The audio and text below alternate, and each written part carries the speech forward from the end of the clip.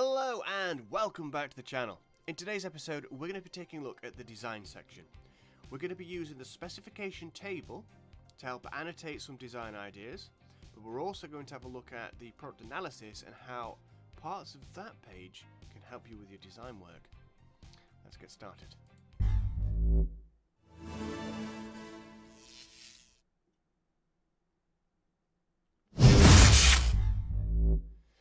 Okay, so as you can see here, I've got a specification set of points. I've not got a full set. I wasn't going to spend all night drafting my own specification. As an example, you can see there that I've created my own points. And if you need to, have a pause of the video so that you can have a quick read of those. I'll zoom in a little bit so you can see a little bit clearer. But essentially, they're the points that I'm going to be trying to aim for. I'm not going to go through them now because I want to get straight on with the design work. You'll notice here that I've left that as a smaller part of a larger page. Now, it's a good technique to do this for your design pages. Students in the past have photocopied multiple pages of their specification, and they've cropped them, made them smaller, cropped them and stuck them onto their page so that they can actually have a bit of a clue into what they're annotating against and talking about, making sure their product meets those points. I've also seen students just print off the specification and they've just had it in front of them, and then they've had the design pages next to them and they're just working away and then referring back to that document. Both very good options, but for here, just so you can see what we're doing, I've put mine on top. You'll also notice that down the side I've just placed in a couple of images that would have been from my product analysis. I wouldn't advise you paste those onto your design pages. I'd keep that blank, but just for this tutorial you can see that I'm using that information there, those drawings, those designs as inspiration. So again, you'd use your product analysis for inspiration. Right, let's get started here then.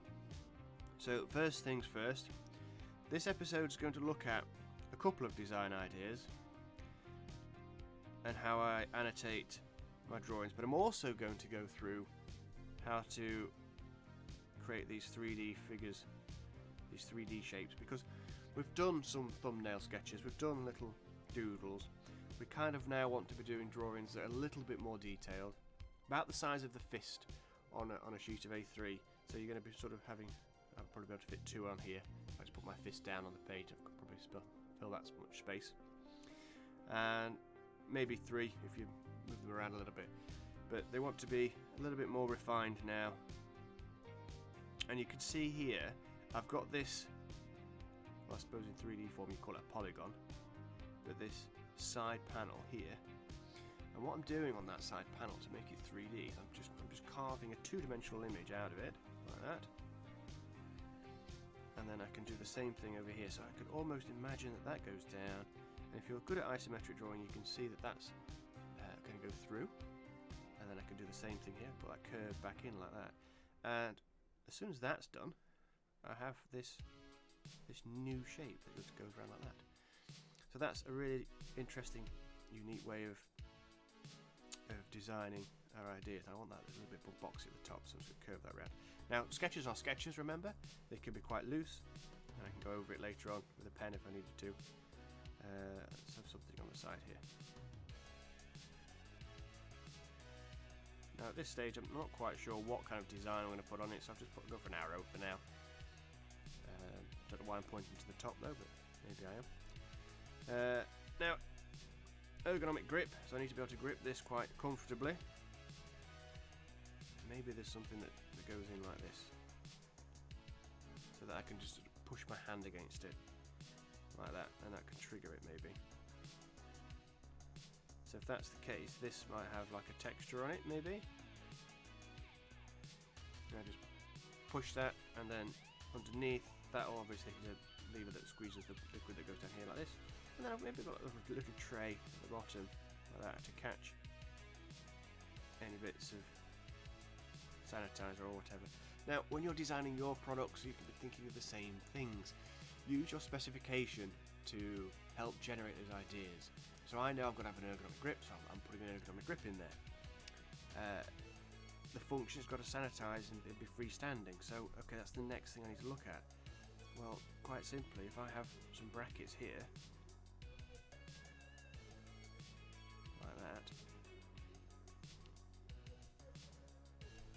hole there and a hole there and a hole there and a hole there, and then I can screw and bolt that to any wall or area that I need to. This might have some little indicators on it, do you know, so you can see how much liquid's left inside.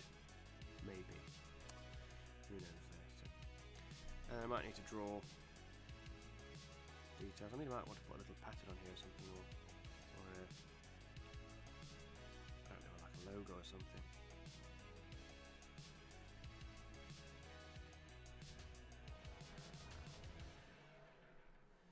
Something like that. Now, drawing three-dimensional shape, that's isometric, or there or thereabouts, so it's sort of working on the idea that these are 30 degrees. Now, if you struggle to draw in 3 dimensions, and we need to do it to show that skill set, what you can do, let's have a look at one of these other ideas, is you can essentially draw your idea, whatever that may be, in 2-dimensional form. So I'm just showing you from the side. Now, even though I'm drawing it from the side, I am going to add in a little bit of thickness here. It's got to be made out of something, some material. It might be thinner than this when I actually create it, but what's quite good about showing the thickness is you can then go, okay, well, if I actually have something here that will brace and hold all of that in place. Now, I don't know what kind of things you're going to be creating or designing, but you can see when you add that thickness, okay, I've got to support that somehow, because that's going to be really weak here, and it's going to lean over there. So if I support it, no matter what product it is, if you need it to be tall or long or carry weight, you need to think about those scenarios. What kind of materials would I use? What would be back here? Could I store extra canisters of whatever this is? Could they be stored in this space underneath it, and then it has a second function? Anyway, we digressed a little bit there. So let's say I've got a little thing there and it pumps out liquid down here, and I can have a little tray over here or something like that. Now, we can draw it orthographically here. So we peel off at 45 degrees and we keep the lines parallel. Now, what do I mean by parallel? Well, essentially, if you imagine a set of train tracks, like that, they are parallel to one another. They're two lines that never meet, and then you have your tracks that go across like this. Now, you might be thinking, oh, well, that's great, sir. What does that mean, though? So how do I put that into a drawing? Well, if I was to draw something in isometric, and I pull that line off at 30 degrees, like so, and let's make sure this is straight. So you can see there that line matches to the blue lines in my screen here. So this line here and my line just here, they're parallel. So I could put like big lines across like that, and they'd be like a big train track. Now, when I draw my next line, so this one here, I want to keep these lines parallel too. So I'm going to have another one of these here, and it's going to go like that, and they're parallel. Okay? Now, with that said, I'm going to have this line from here, and that's going to be parallel, so they don't join. A lot of mistakes that students make when drawing 3D, they, for some reason, if they've drawn that line a little bit short, let's draw that line a little bit short like that, they connect it. That's not right. So, use construction lines, make it as faint as you like, but make sure this line and this line are parallel. Then you can just go around it nice and dark, like so. This line comes down, and once again, lo and behold, surprise, surprise, it's parallel with this line. So that comes down like that. Use construction lines if you need to. Turn the page, I find it helpful. So that's going to be, I mean, do you know if I do it like that, you can see that line's now vertical. And if I just draw a vertical line straight up like that, I've drawn those parallel too. So they're just going straight up, aren't they? Yeah? This one again, straight down like that. Another thing that students do, like I said before, they just join them up. Doesn't look right, does it? What you need to do is make sure that this line here, and sometimes I say, well, shade it. Just shade parallel. Shade parallel all the way down like that. When you get there, block it in. It's another way of doing it. So there's your way of drawing isometrically. Anyway, orthographic. 45 degrees. So 45 degrees like that. These lines are parallel. this. Wherever there's a join or a piece where the two lines will meet, I just pull the lines off at 45 degrees, like this. Then all I would do now is just join them up. So that's parallel. This line here, let's get in here so you can see this line here is parallel again. This line is parallel. This line is parallel. This little bit here is parallel. This bit is parallel. So all these are parallel lines. This line here is parallel. This line is parallel as well. I might need to go back a little bit, so I'll just go back like that. That's going to go straight up and straight down, and that's going to go straight across like that. See how I use those construction lines? I didn't just try and join it to that, because it wouldn't look right. I move it across like that. There you go. Okay. And then down at the bottom here, I've missed this one out, 45 degree angle again. It'll just disappear behind whatever I've got here. And again, I could make that. I could make whatever that is 3D as well. Now it might be that I don't want that to be on the end. I want it to be in the middle. So if I just put a line across there like that, I've now made it so that it just sits in the middle. And there you have it. I've now got this three-dimensional shape, which works as a design. I can see that, oh, okay, that's going to do that, that's going to do this, and I can bring this in here like that. I can have some fun with the different shapes. Like that. I can dispense it out at the bottom there. So there you go, and then if it's freestanding, it must have like a weight or something in the back, but I could put little holes there for it to be drilled to the floor, something like that. I could have space here for advertisement. So I could have like a little poster there or something. Anyway. Right, so we're about just over 10 minutes in. I've got two design ideas now. Let's talk about annotation. We've looked at how to draw in isometric and how to draw in orthographic. Now we need to actually start talking about these design ideas. So I'm going to switch my pen over really quickly into an ink. That's better. Now I'm going to move back to my specification point, and here's a really useful tip. I've seen students do this in the past. I think it's incredibly successful. It's something I would certainly advise you guys do as well.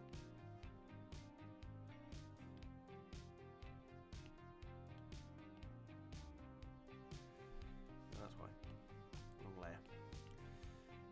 Is I actually, here, what I'm doing is I'm picking some crayons and some colours, and I am just colour coding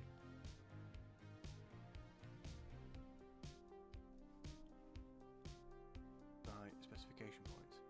Okay, so what does that mean then? So essentially here, if I add in some measurements here, now it says there that I've got to make it that within that space, so I can say, well, that's going to be 200 millimeters tall.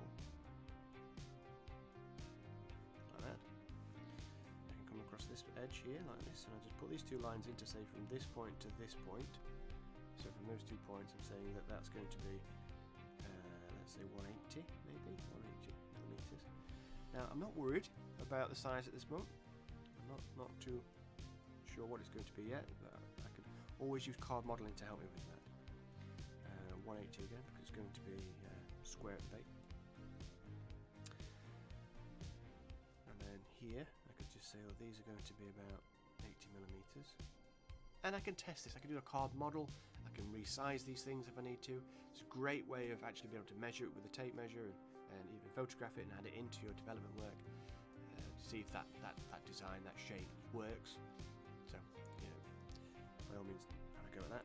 Now it does say the maximum is going to be 2.5 meters tall, so I can put my line out like this all the way down.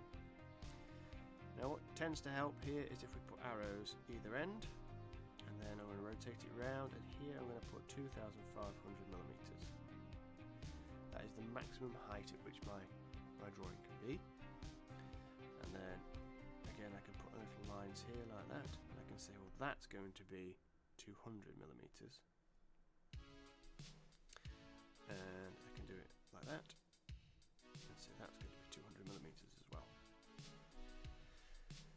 So we get a sense of size and scale to this. Now here, I'm going to draw those out. I'm going to use a ruler for this. Arrow to arrow. And that's the actual sanitizer box. And I'm going to go around the idea that that's going to be about 250 millimeters tall. So you can get a bit of a sense to how big things are. Now proportionally that doesn't really work, because if that's 250 there, if I had another 250 there, that's only 500, and then I've only got another, so it doesn't proportionally match up. But that's why I say it's really important to do that card model. But at this stage you can have an idea of, well, I want the sanitizer to be this big, I want the thing to be freestanding, so it can't be any taller than that, so we're going to have to change things around. But that's good, that's part where the development comes from. When you create your designs, you can have these great unique ideas, start modelling them out of card or modelling them out of glue foam, and when you actually start to sculpt to that 3D form and see it come alive, then you're going to figure out, oh, actually that needs to be far bigger, that's not supported right, I need to make changes here, I need to make changes there. Okay. But as you can see there, I've just used these annotations and I'm just using the colour coding. So up here, the purple one says it's got to be freestanding, so we've got here a bracket. Now you don't need to write in those colours. You can do. Some students like to write in those colours. Some students would just put a little blob next to their text and then just write like that. Some people underline it, some people highlight it, some people don't do it at all.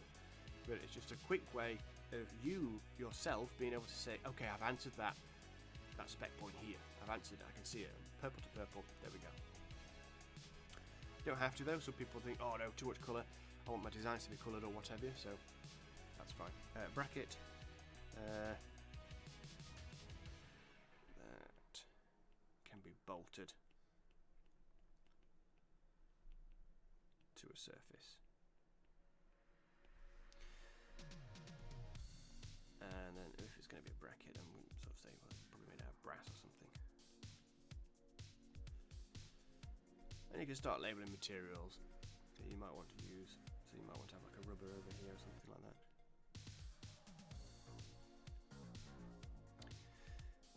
Right, what else have we got? Form, shape, we'll talk about that in a moment. Let's go back to this one. So freestanding, so large.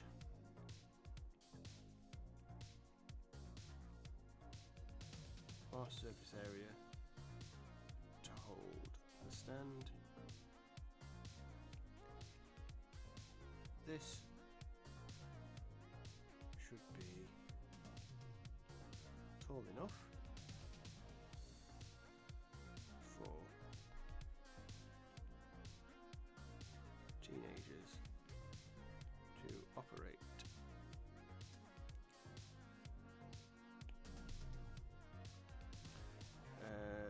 You could also put down here, that's a rubbish arrow. You could also put space to screw to a surface,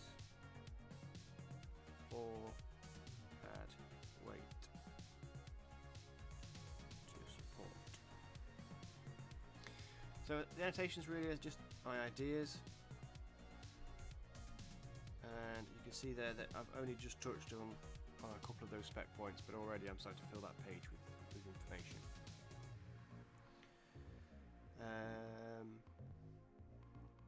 So here, this one can have like a really fancy pattern on it, or something that's going to encourage people to look at it, maybe, I'm not sure. But certainly this one doesn't particularly appeal to the teenage target market at the moment, does it? And that could be something we address, and you can sort of say on there, okay, well this one doesn't really appeal yet, but there's opportunities for it, so space for adverts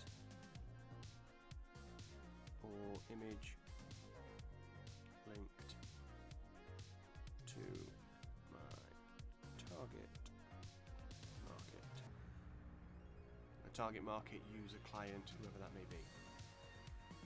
So albeit I haven't answered that question just yet, Again, it could be a really nice development page, a bit of investigation. Maybe you ask your client what kind of colours, what kind of imagery do you want to see, what do you like, what do you dislike, and that can form a part of the development page. Or it might be part of your initial ideas. I'm not sure yet, who knows. But at this stage, you need to explore different ideas. So there we go, we're going to wrap it up just about there. I'll just do a quick chat about the form. So the bottle must have an ergonomic grip. So rubber texture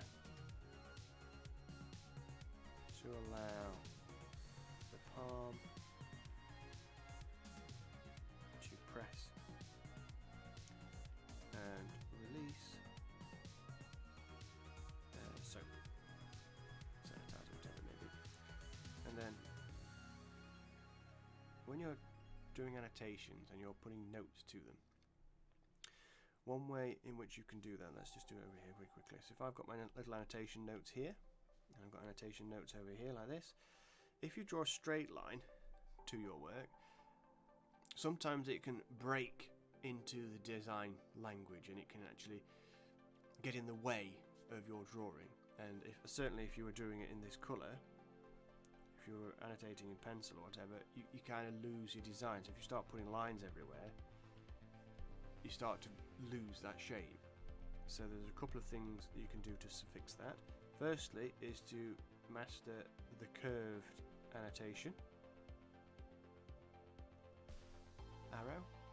So the curved annotation arrow doesn't get in the way of your drawing. You can see it's going into and it's being respectful of the actual design itself, so going around it. A lot of designers use the S, or like an S type arrow.